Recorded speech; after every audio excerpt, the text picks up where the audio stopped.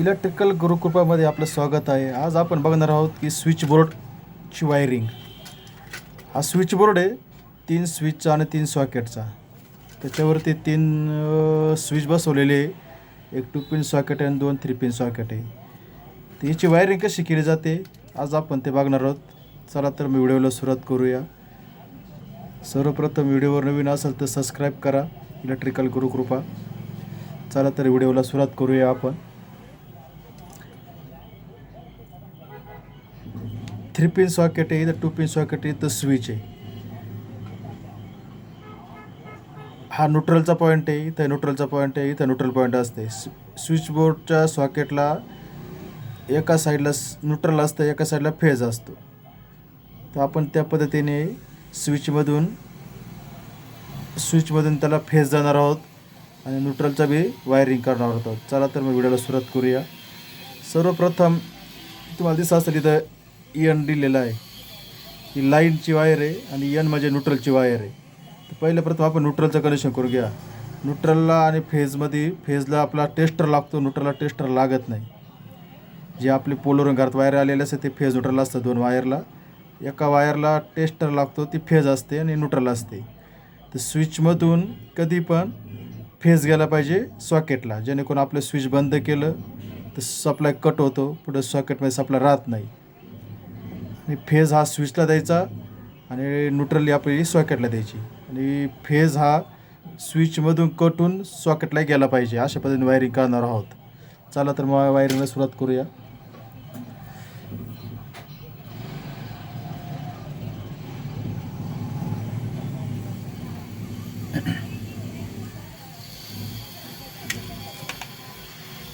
पहिलं प्रथम आपण हे न्यूट्रलचं कनेक्शन करून घेणार आहोत.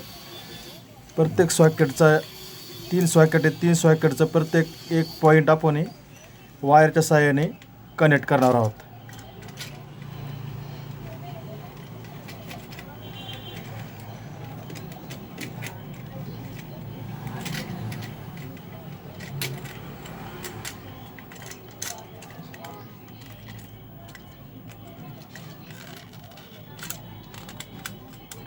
स्क्रू ढिले करून घ्यायची, वायर व्यवस्थित टाईट करून घ्यायची, जेणेकरून लूज कनेक्शन राहणार नाही, याची काळजी घ्यायची.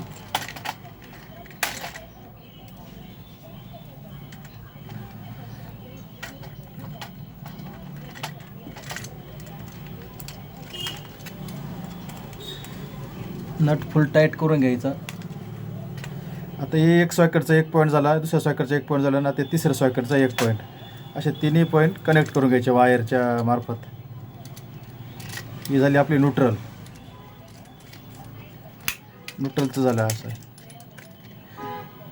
आता आपण बटनमधून प्रत्येक सॉकेटला सप्लाय देणार. या बटनमध्ये या सॉकेटला, या बटनमध्ये या सॉकेटला, बटनमध्ये या सॉकेटला. ही न्यूट्रल झाली आणि बटनातून सॉकेट येईल ती फेज राहील. चला आता फेज जोडूया आपण.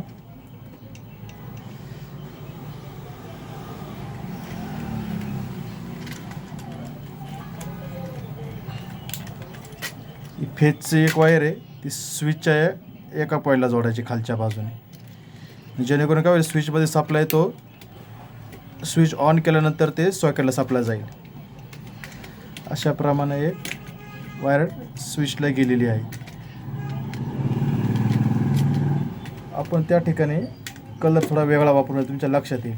लाल वायर कनेक्शन आहे, तर ब्लॅक वायर वापरू आपण. फेजसाठी काळी वायर वापरू आपण, म्हणजे तुमच्या लक्षात येईल काळी वायर कसली आणि लाल वायर कसली. ती फेजची वायर आहे स्विचच्या एका टोकाला जोडायची. स्विचला 2 टोकं असतात वायर जोडण्यासाठी. 2 टर्मिनलमध्ये एका टर्मिनलमध्ये टाकून द्यायची वायर. ती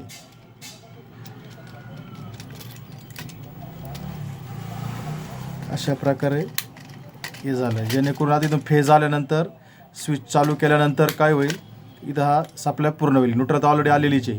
फेज गेल्यानंतर इथं सप्लाय पूर्ण होईल. आपलं पुढचं जे आपलं उपकरण आपण जोडणार आहोत ते चालू होऊन जाईल व्यवस्थितरित्या. आता हे झालं पहिल्या सॉकेटचं. आता दुसऱ्या सॉकेटचं कनेक्शन करूया.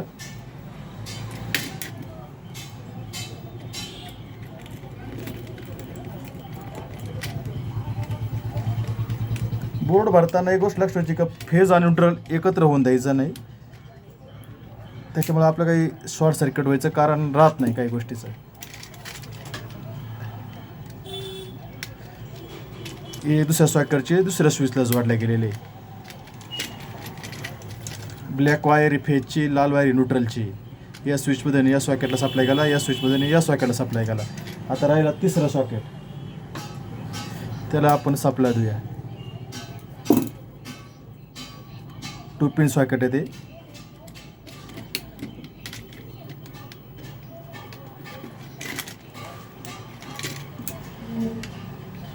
वायरचं माप घेऊन वायर कट करायची. कमी जास्त वायर झाली नाही पाहिजे.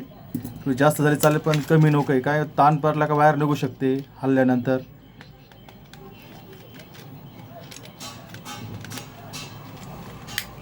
अशा प्रकारे या स्विचमधून या सॉकेटला सप्लाय, या स्विचमधून या सॉकेटला सप्लाय, या स्विचमधून या सॉकेटला सप्लाय.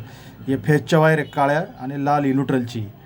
आता आपण हे स्विचचे हे 3 स्विच इथं वरती, इथं आपण हे तिन्ही स्विच कनेक्ट करणार आहोत एकत्र आणि त्यातून बाहेर फेस काढणार आहोत.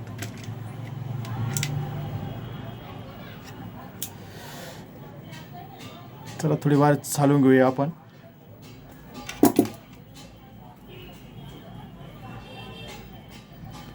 या मापाची स्विचचे न ढिल्ले करून त्याच्यामध्ये टाकून द्यायचे. असे न ढिल्ले करून घ्यायचे पूर्ण.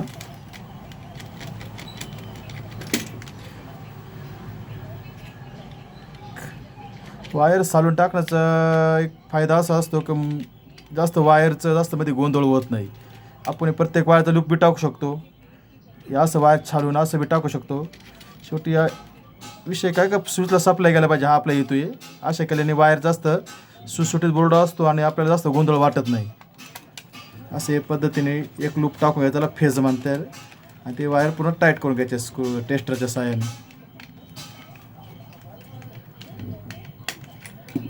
अशाप्रमाणे आपला हा फेज वायर निघालेला आहे. आणि आपला आता न्यूट्रलची वायर काढायची. न्यूट्रलची तुम्हाला सांगितल्याप्रमाणे न्यूट्रल आपली लाल वायर न्यूट्रलची.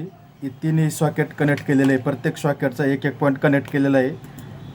आता या एका सॉकेटमधून इथं कसं स्विचमधून आपण हे तिन्ही स्विच कनेक्ट करून एक फेजची वायर बाहेर काढलेली. तसेच तिन्ही सॉकेटची एक वायर, तिन्ही सॉकेट एकत्र करून त्याची एक वायर बाहेर काढायची, ती न्यूट्रलची वायर. त्याला आपण लाल वायर जोडलेली आहे मग सांगितल्याप्रमाणे.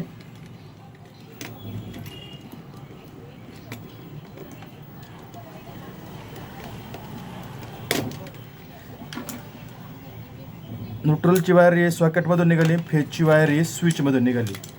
एकदम सोपं कनेक्शन आहे. एकदा पाहिल्यानंतर लक्षात येऊ शकतं तुमच्या. ही ब्लॅक वायर आहे स्विचमध्ये गेलेली आहे. 3 स्विच आहे पुढे.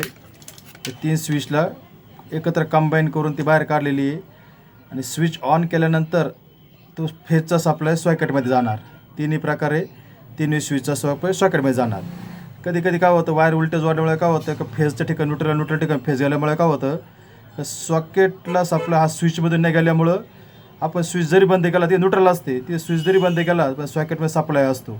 तसं नाही करायचं. तर आपल्याला सॉकेटला फेजचा सप्लाय स्विचमधूनच गेला पाहिजे, तेव्हाच ते व्यवस्थित, जेणेकरून काही आपली हानी होणार नाही. अशा हिशोबाने काय होतं आपण हे बंद करतो, आपण म्हणतो बंद आहे आणि पुढं सप्लाय चालूच असतो न्यूट्रलमध्ये, फेजमध्ये, सॉकेटमध्ये. त्यामुळं फेजचा सप्लाय हा सॉकेटमध्ये स्विचच्या मार्फतच गेला पाहिजे, जेणेकरून आपण स्विच बंद केलं तर आपलं पुढं सप्लाय जात नाही, न्यूट्रलला शॉक बसत नाही, फक्त फेजला करंट बसू शकतो. त्याच्यामुळे आपण हे फेजचा सप्लाय हा स्विचमधूनच सॉकेटला दिला गेला पाहिजे. आता आपण हे चालू करून बघूया.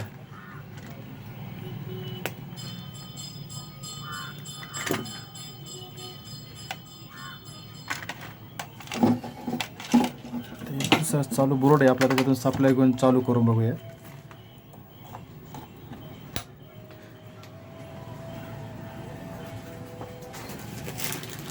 ही लाईट इथे दिलेली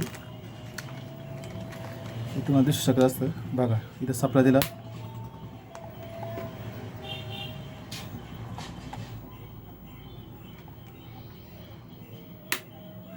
अशाप्रमाणे ही लाईट सिरीज चालू झालेली आहे बटनावरती. तसंच पुढचं सॉकेट बी चेक करूया आपण. तुम्हाला दिसत असेल व्हिडिओमध्ये. स्विचवर चालू बंद होत आहे सॉकेट. त्याच्या पुढच्या सॉकेट मी चेक करूया. अशा प्रकारे आपले बोर्ड एकदम व्यवस्थित चालू झालेलं आहे. व्हिडिओ कसा वाटला कमेंटमध्ये सांगा. इलेक्ट्रिकल गुरुकृपा चॅनल सबस्क्राईब करा. धन्यवाद.